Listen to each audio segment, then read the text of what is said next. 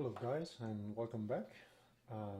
This video I want to address some of the first person issues that I encountered in the last video. So let's just jump right into it and go into first person. So now he is covering mode. So and as you can see, there's this issue with the head position. It's kind of in the middle of the body, and also when I move to one side, you can see it from out here. The head is looking to the left, and when he's moving right and I let go, he's gonna switch back to the left. So both of these issues I want to address in this video, and it's kind of complicated. I think I spent quite a bit of time figuring out something that would work. So here goes. First of all, I went back to Mixamo and looked over the animation here, and luckily there's an option here. You can say mirror, so you can tick this one, and then she's gonna take a mirrored pose. I actually tried to see if I could fix this in Maya, and I had to give up after spending 3 or 4 hours without any results. So anyway, go ahead and export this one in the mirrored version, and as usual you want to fix up the root bone, and you also want to rotate her 180 degrees, so instead of facing like this, she's gonna end standing like this. So I won't show how this is done. It should be possible for you to do if you've been following my other tutorials. But you will eventually end up with an animation, what do you call it?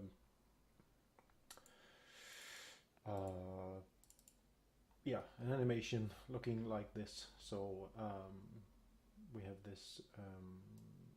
This is the mirrored version, and this is the ordinary version, looking like this. Okay, so this is pretty important. Okay, but you need to go fix that first. So, but let's continue and take a look at how we can put this into the animation. So inside the locomotion, we have this cover idle left, which is a blend space. Which is this one, which currently has both of them, and I did this part already, so I'm just going to show what I did. I basically just took this blend space, and it's this cover left blend space, and I just duplicated it and called it cover right blend space. So it has this. It's using, if you can see in the previewing where I'm holding the mouse now, that it says cover idle mirrored, and that's because I replaced the cover idle with the mirrored version. So when I move to the left, actually I don't use this one anymore, so I could actually just hit delete, I believe, for this one, so it doesn't have anything over here, and I could do the same with the left one, saying all the right stuff I can delete, so it only has the move left part. So I will end up having 2 blend spaces, one moving left and one moving right. Okay, so let's go back into the locomotion graph and see how we can change this. So going from the idle to run, we will jump into cover idle left. So let's make a new state. Going over here, say add state and cover idle right, and say when our movement where is it? Movement direction becomes a negative, then we will be able to jump to that one, which will be the other blend space, the cover right blend space. So let's go ahead and hook that one up.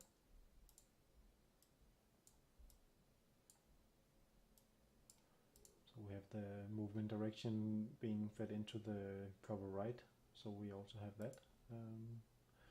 And then it should be able to go back to the cover left, of course. So if the movement state turns, movement direction turns positive because we hit the left, the right key or left key,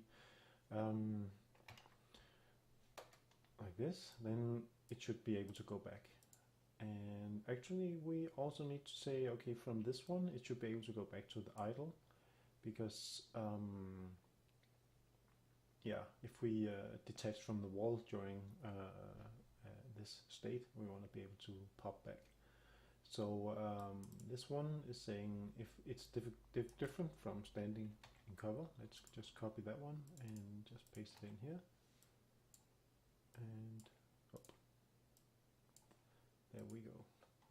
So now we have the animation graph set up, or the state machine set up. Let's see how that looks. So if we just play this and pause, then he's going to stay like this, and if we move the other way, he's going to stay like this. So now he doesn't switch back and forth all the time, and this makes it quite a bit smoother, I think. But we haven't really addressed that other issue with the first person, because as you can see right now, we're still inside the kind of inside the head, and it looks terrible in this situation here. And also when I'm in first person and I click right now, I click the right button, it's gonna move the other side way. So let's first actually fix that. And we want to do that inside the base character blueprint, where we have the handling of the movement input. So the input move right, we have all this code here, and we want to do quite a few things in here, because we want to be able to handle it differently when the first person camera is active, and also when the movement state is in standing cover. So first we have the movement state going in already here, and just because I like to have them self-documented, I will add this one called camera, and this is gonna be a camera component,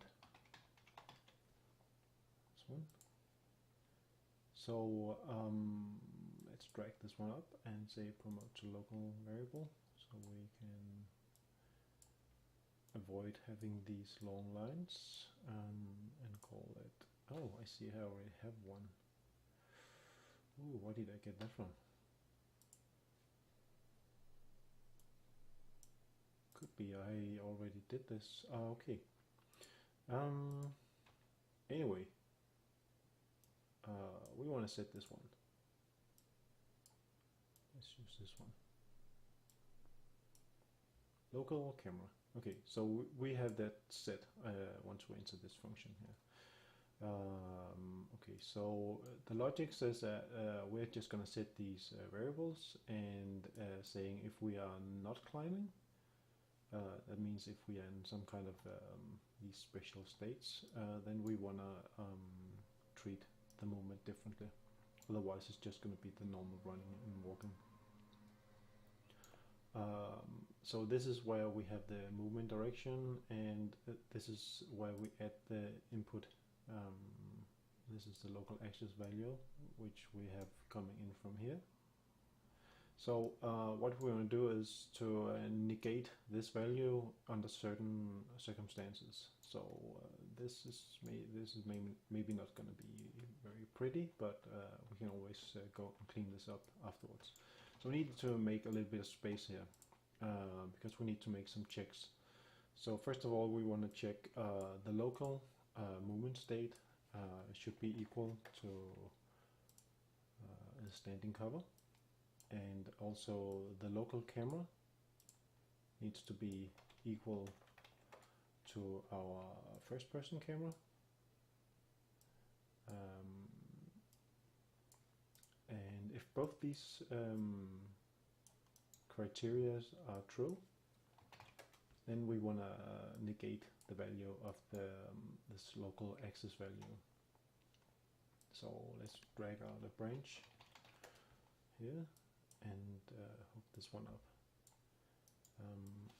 like this. Okay, I will have to go clean this up later, I think. So if this is true, then we can take this. No, drag. How do you do this? The easiest way: set local axis value to this one, and you could say minus to avoid having too many lines going across. So you could just say 0 minus this one. So that should, I believe, negate this one. Okay. Well, it ain't pretty. Okay, fuck it. Maybe add this one. Okay. Right leg, straighten. Huh. Okay, it's not so bad. Okay, we also need to make sure that we set this camera and outside in the event graph where we have this function, we need to feed in the active camera. And the active camera is something we can just right click and say active.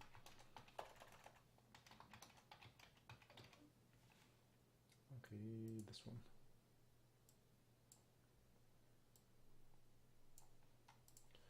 So let's see if that works. So come up to the wall and we go into cover, and we forgot something because now we forgot to connect the false, this one, so it wouldn't hit this one at all if we didn't weren't in that in first person. Okay, so let's just, oh, I have such high levels of OCD sometimes.